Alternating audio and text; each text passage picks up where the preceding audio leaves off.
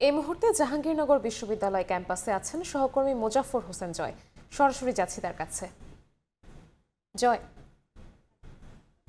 দীর্ঘ ৩৩ বছরের অপেক্ষার প্রহর শেষ হয়ে ১২ দিনের নির্বাচন প্রচারণা শেষে একদিন ভোটাধিকার প্রয়োগ করার পর দীর্ঘ ৩ দিন ভোট গণনার পর বেরিয়ে এসেছে সেই সাফল্য, যে সাফল্য থেকে জাকসু তাদের প্রতিনিধিত্ব পেয়েছে ভিপি এবং জিএইচ সহ ২৫ জন তাদের নেতৃত্ব দেওয়ার মতো সুযোগ্য নেতা। বলতে চাই, আপনারা এখন যে হলটি দেখছেন সেই হলটি হচ্ছে আল বেরুনী হল।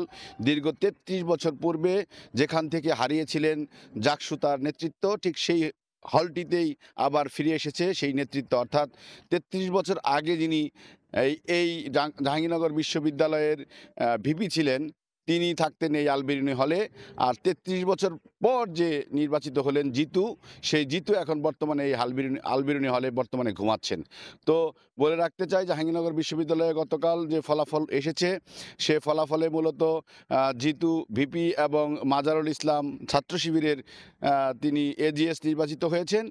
জিতু স্বতন্ত্র প্রার্থী হিসেবে মূলত ভিপি নির্বাচিত হয়েছেন এবং সেই দিক থেকে কিন্তু আজকে বর্ণাঢ্য অনুষ্ঠান থাকার কথা ছিল, কিন্তু আকাশ মেঘলা এবং একই সাথে তাদের একজন শিক্ষিকার মৃত্যু হয়। তারা এখনো পর্যন্ত কি করবেন সে বিষয়ে সিদ্ধান্ত নেননি বলে আমাদেরকে জানিয়েছেন।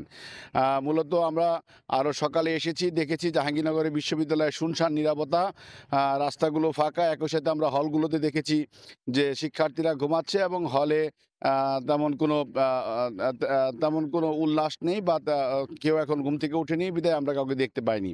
জাহাঙ্গীরনগর বিশ্ববিদ্যালয়ে গভীর রাত পর্যন্ত শিক্ষার্থীরা ছিলেন এবং তারা কিন্তু বিভিন্নভাবে আনন্দ উপভোগ করেছেন, যার ফলে এইখানে যারা নিরাপত্তা কর্মী রয়েছেন বা যারা হলের দায়িত্বে রয়েছেন তারা বলছেন যে শিক্ষার্থীরা হয়তোবা দুপুরের আগে ঘুম থেকে উঠবেন না, দুপুরের পরেই মূলত বলা সম্ভব হবে জাহাঙ্গীরনগর বিশ্ববিদ্যালয়ে কি হবে। তো এই ছিল নির্বাচন পরবর্তী সময়ে জাহাঙ্গীরনগর বিশ্ববিদ্যালয়ে আনন্দ উৎসবের বিষয় নিয়ে সর্বশেষ তথ্য।